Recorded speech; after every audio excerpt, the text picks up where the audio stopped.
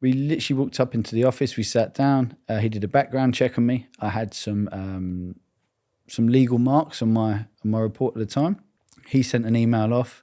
We left about 30 minutes later, and he got an email in return saying those black marks had now been removed from my record. So I was able to transition across borders and things a little bit easier. We were literally walking to Starbucks. He goes, "That's good, isn't it?" And showed me and said, "So, yeah, clean record." I was like, okay.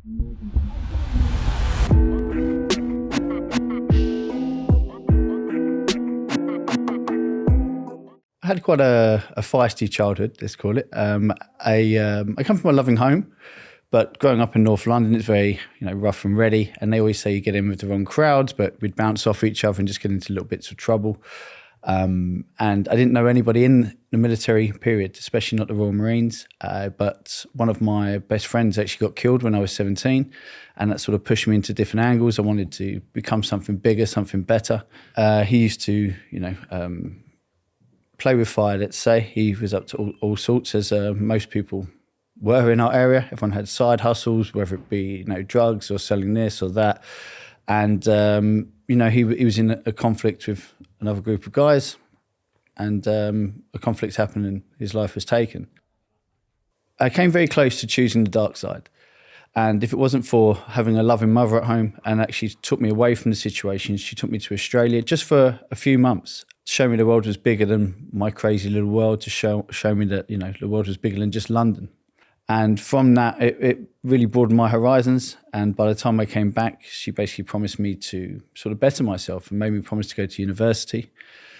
And I sort of went kicking and screaming. It wasn't something I ever wanted to do, but we made a deal. If I got my degree, she'd support me joining the Royal Marines. So I sort of came back from Australia sort of ready for growth. I'm not sure what directly drove me to them, but I think it was just simply I wanted to be the best, and I had a bit of a chip on my shoulder and I wanted to show the world what I was made of. I think that's a lot to do with it, if I'm honest.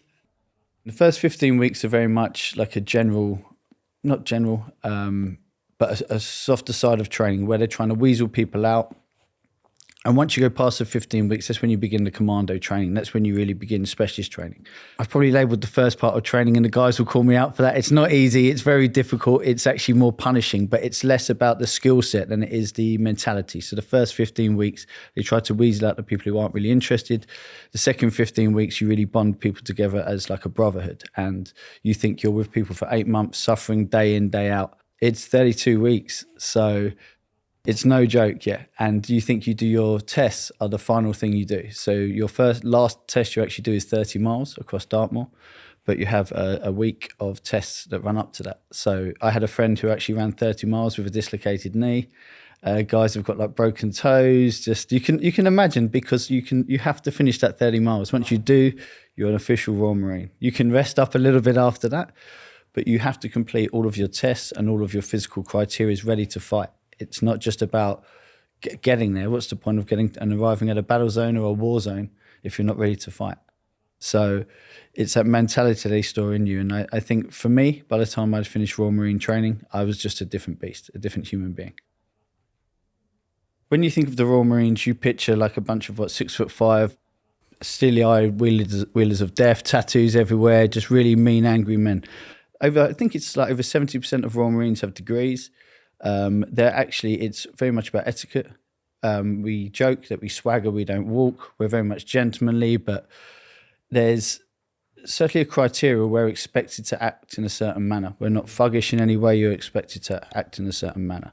And I think that's where the effort and dedication is inspired from as well, where it's generally, for me to be sat here now, it's still the proudest thing I've ever done. I joined 4-2 Commando, M Company. I didn't feel any fear before I went.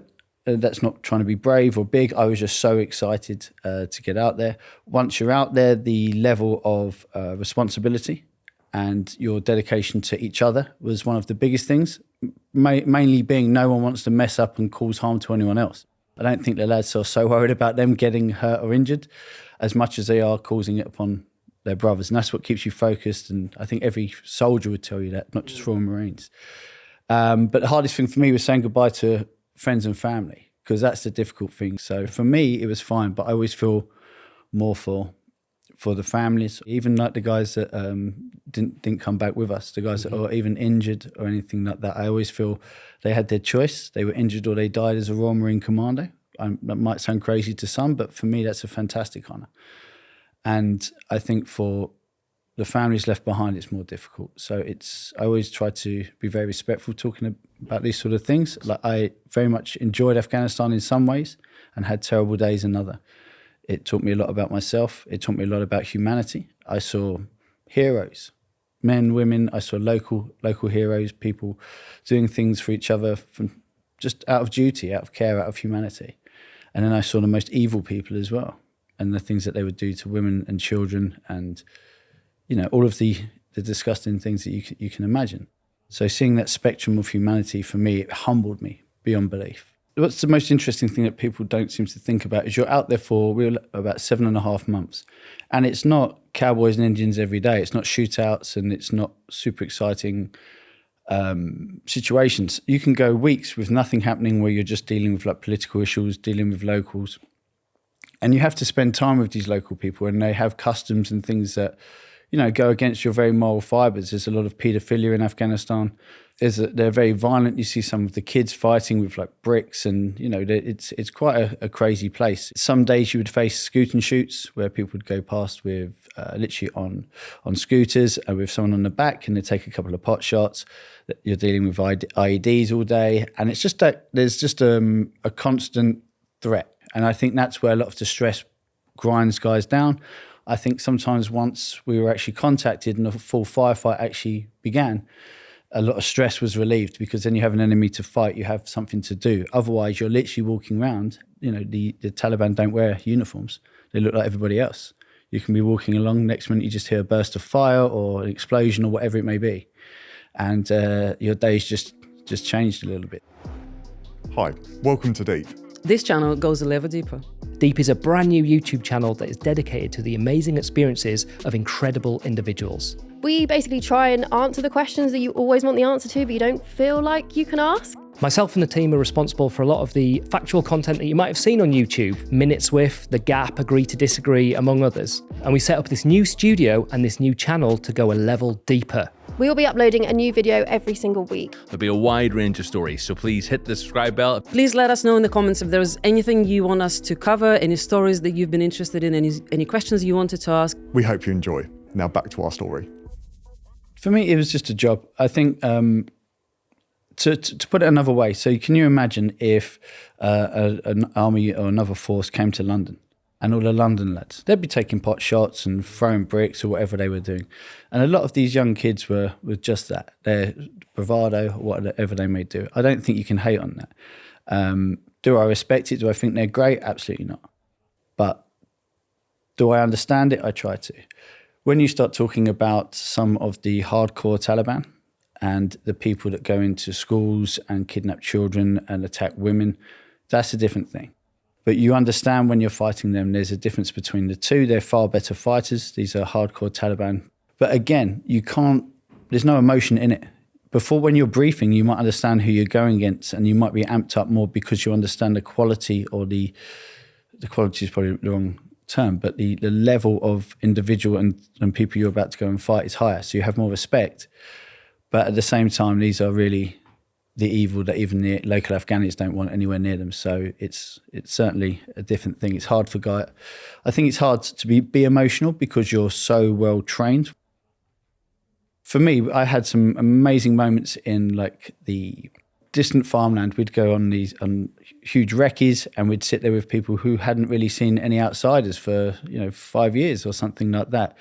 And they'd tell you stories about when the Russians were there, or about different tribal stories. And it's just, they're the certain experiences that I took home with me, very different from anything else, away from the combat, like the actual real Afghani people who are there, just witnesses to all of this craziness that goes on in their land. They basically lived like us, but 1,000 years ago, mud huts, goats. And when you're coming back to our civilization, you almost kind of feel there's got to be a happy medium between the two, if I'm honest with you. It's strange. A lot of guys feel that way, I think. It's almost peaceful out there at times. It's really strange, but I actually worry about my friends who have left a lot more. I think my friends who are in are with each other. They're doing the job that I know that the guys know. And there's always that threat.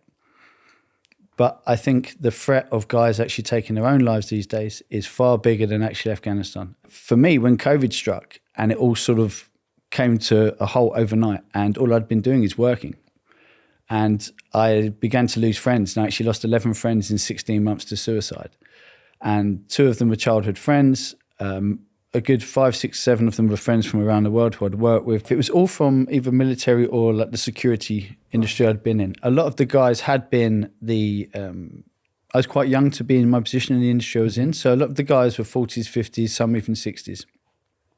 And the reason I kept on moving throughout my career in security is a lot of guys most of the guys are divorced. They don't speak to their children. They might have a lot of money, but they don't have anything in their life.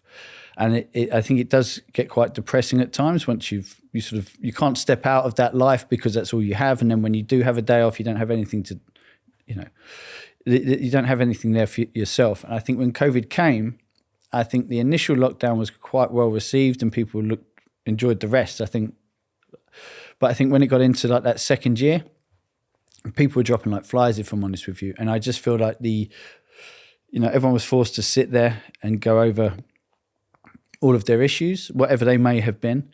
And also as well, I think I was certainly the same. If I'm not busy doing something positive, I'll end up getting myself in trouble. That's why I train every morning. It doesn't matter how I feel. 5, 6 o'clock I'm training. I need to spark myself and take accountability and keep myself positive.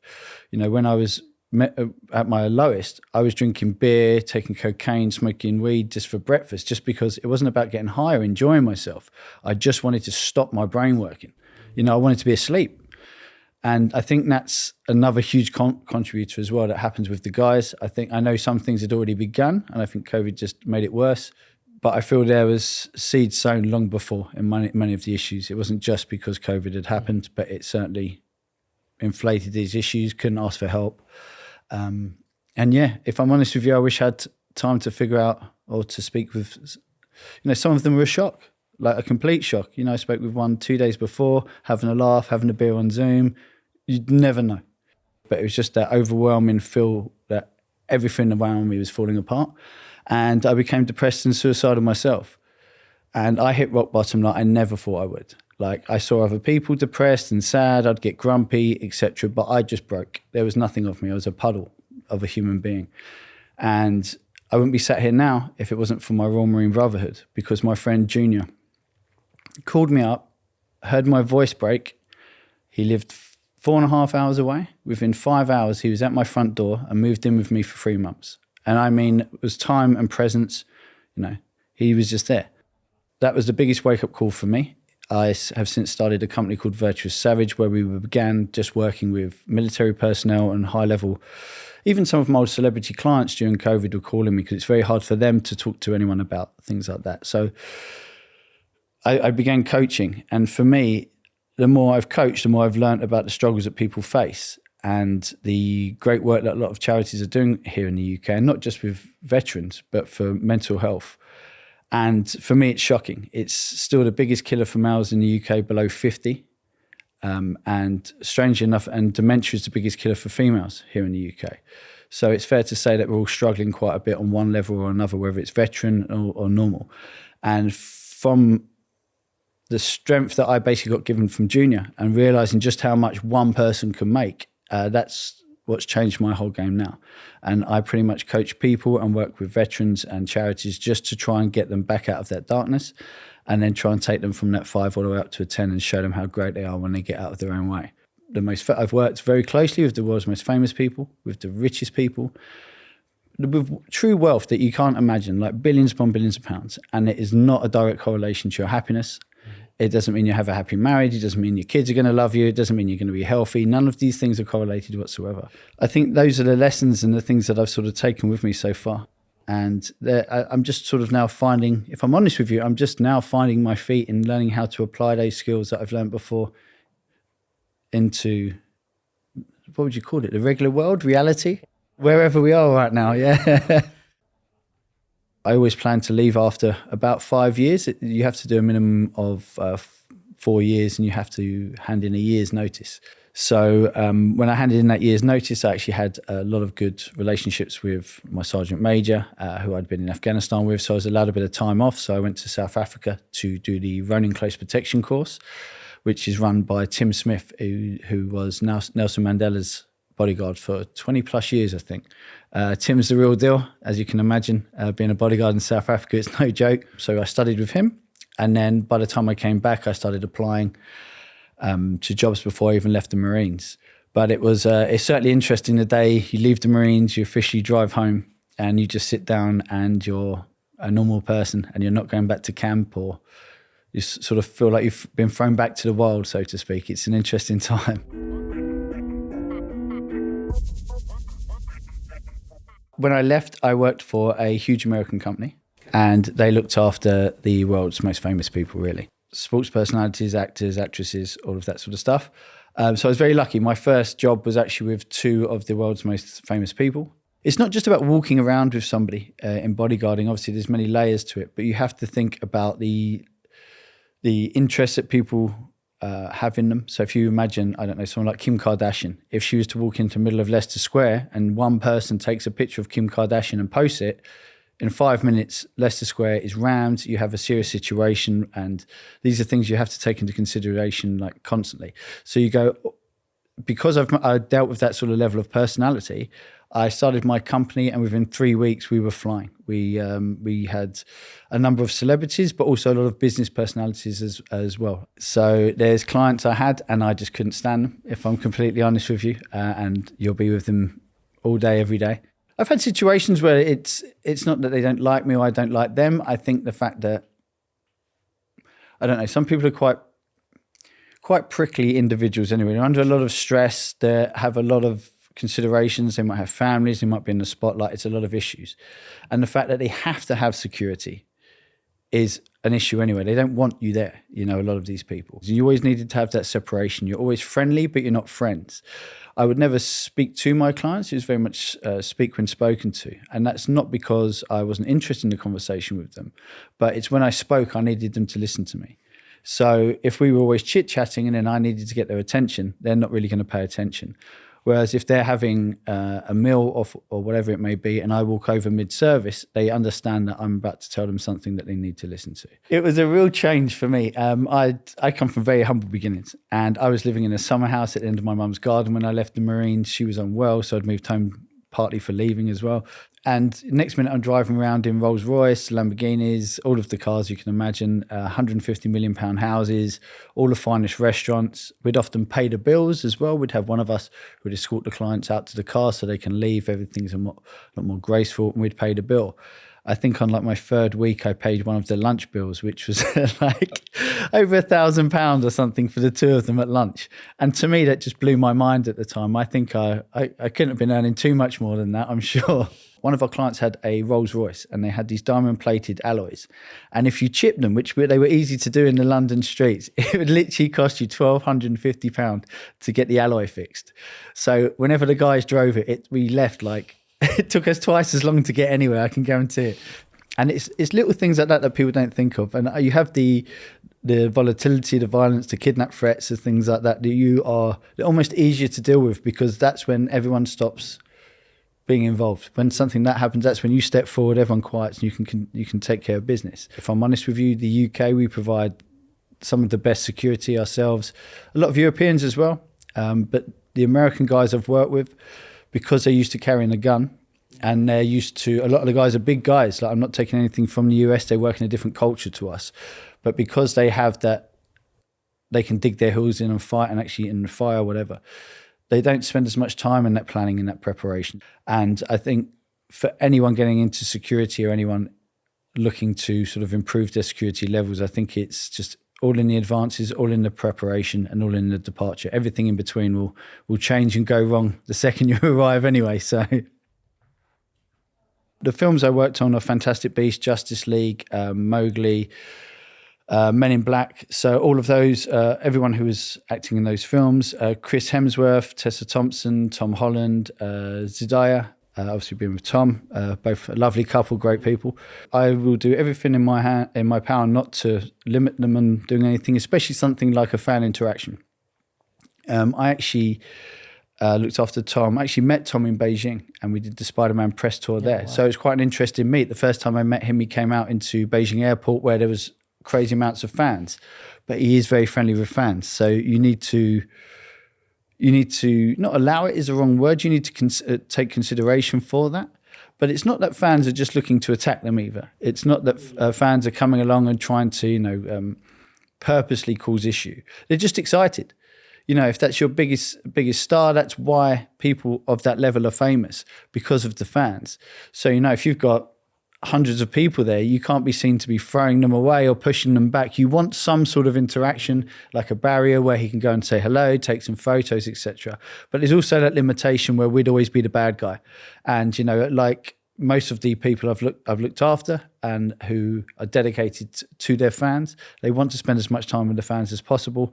But I'd normally have someone from the PR team whispering in my ear like it's time to go, and off we'd trot. But yeah, I think Tom's a great example. The way he treats his fans, the way his energy levels, and the fact that he's right at the top of his game at such a young age and stayed so humbled and setting a great example. I think, he was one of the best ones for sure. I was sat at home. I was putting together a close protection job, which was about 40 odd guys, and I hated the client. Really difficult person to deal with, and if you gave him a gold bar, the gold bar was too heavy, and I was tired.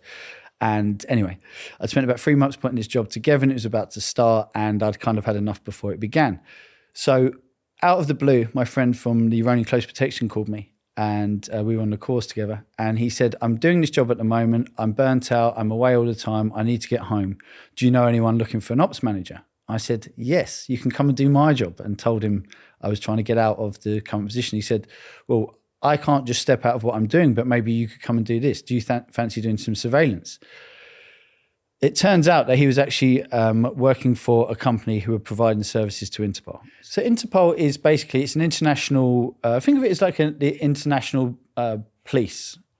And they all share information together, each country. And if there's like a really dangerous person, or think of Osama bin Laden, for example, he would have had arrest warrants in every country around the globe, so to speak, that is involved with Interpol. And that's what they do. They collaborate information and have customs and watch, and they basically collaborate together. So it's basically a giant police group that then outsource all of their surveillance and required details for them to provide that information back to them for them to go and make the arrests. So they basically cut out the middleman. And what that does, it's kind of the James Bondy thing to make it sound cool and sexy, but it's just creating deniability. So if you're hired, and we'd be hired by a company, my company would be hired by a company, that company would be hired by a company, then they're hired by whoever it may be. So the reason I say it's Interpol, I was Interpol associate, I never worked directly with Interpol. The way they work is they will hire a company to provide surveillance or security, and then they will hire a company to provide security, surveillance, whatever it may be. And I have no idea who's paying me. So my friend literally had called me up and he said, well, do you want to come in and meet this guy tomorrow?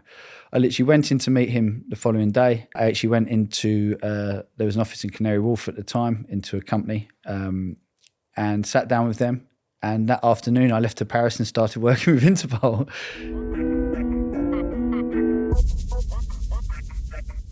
We literally walked up into the office, we sat down, he did a background check on me. I had some legal marks on my report at the time. We called them black marks. It was like just getting in trouble for fighting, or people would have, if you got caught with weed or something when you were a kid. He sent an email off. We left about 30 minutes later, and he got an email in return saying those black marks had now been removed from my record. So I was able to transition across borders and things a little bit easier. We were literally walking to Starbucks. He goes, that's good, isn't it? And showed me and said, so yeah, clean record. I was like, okay. I thought he was joking, right? I didn't believe him at the time. We walked into Starbucks, and then by the time we got to Starbucks, he was like, so I was halfway through talking about myself. He'd asked me about something, I don't know, how many brothers I had or something. And he said, how many security were in that building when we left? And he said, what were the vehicle registrations on those two vehicles that drove across us? And he said, and without looking, what was the girl's name that served us? And if I'm honest with you, the only things I picked up one of the cars, I knew the security numbers, and I knew the girl's name. And I was just slightly trying to pick up things, because I knew he wasn't just taking me for coffee. I knew I wasn't just here. There was going to be something. And I got like half of one of the registrations. I got the security numbers, and I think I mispronounced the girl's name, but it was good enough. And that afternoon I left to Paris and started working with Interpol. It was insane. But really cool stuff. Super, super intelligent people. I'd done a bit of surveillance here and there, like from my clients, but very low level stuff, watching doorways. Whereas this was, the certain gadgets were coming out, camera technologies and things were coming out, and I was hooked overnight. I nearly ruined my business back in the UK because I didn't want to come back because of it. So from there we went to Paris, and then I was actually collected in Paris and went on to a job for, it was about 6 weeks around France, Monaco, Lithuania. I can't talk about some of the tactics and bits and pieces, though I'm pretty sure everything I'm going to tell you right now is completely outdated anyway. As like all of the stuff that we were doing then was amazing. But things like scanners and information scanners now, they have, like things that look like credit cards that you can scan someone's phone, and it basically takes all the information. We didn't have anything like that.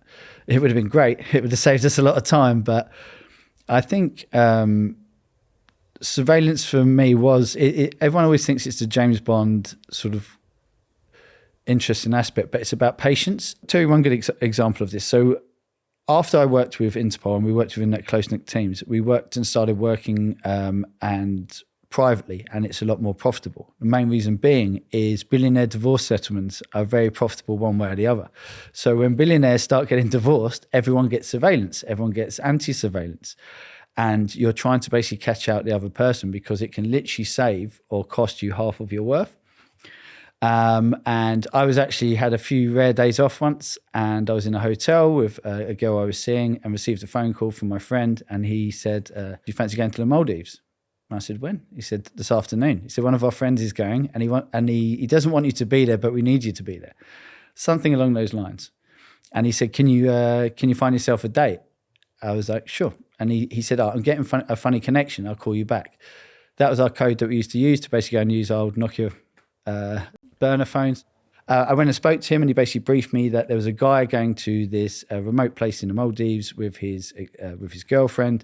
They'd managed to get one of the other mini villas that were there, and could I go out there, pose as a holiday maker, and basically just try and get a picture of this guy in this location with this girl, which I told the girl I was seeing, would she like to come to the Maldives, which she was very happy.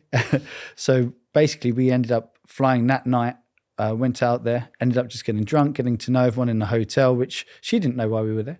Just said, do you want to go to the Maldives? She thought I was taking her. I said I had business there. I needed to go and meet someone. Yeah, so I was a legend to her. She thought it was amazing. I obviously didn't do much to tell her it wasn't me. Like, why would you? So, yeah. So obviously she was mega happy, and we left that afternoon. We got there, and when I arrived, we'd heard that he hadn't left his location yet. So basically for 2 days, I was very loud, got every staff member to know who I was by name, settled in. So by the time this guy comes, part of the furniture. They literally arrived one evening. I was probably a bit more drunk than I should have been at that point. I'd got a bit too comfortable. But it worked out well because we actually ended up, they have like it's a very intimate setting, and each area is private. But we basically ended up striking up a conversation with them. And before the end of the first night, we actually had a photo taken with the guy and the girl, with the girl I was with as well. So after that first night, managed to do it. And then I was basically stood down. So I basically got to send the photos off and go and enjoy another 3 days out there before coming back. It is a very small knit world. And it's mainly about trust as well. It's about that cohesion. If you're working in these small knit teams, if we were doing surveillance, I just told you a very exciting story, but I haven't told you the story about when I spent 2 weeks sat in the car peeing in a bottle.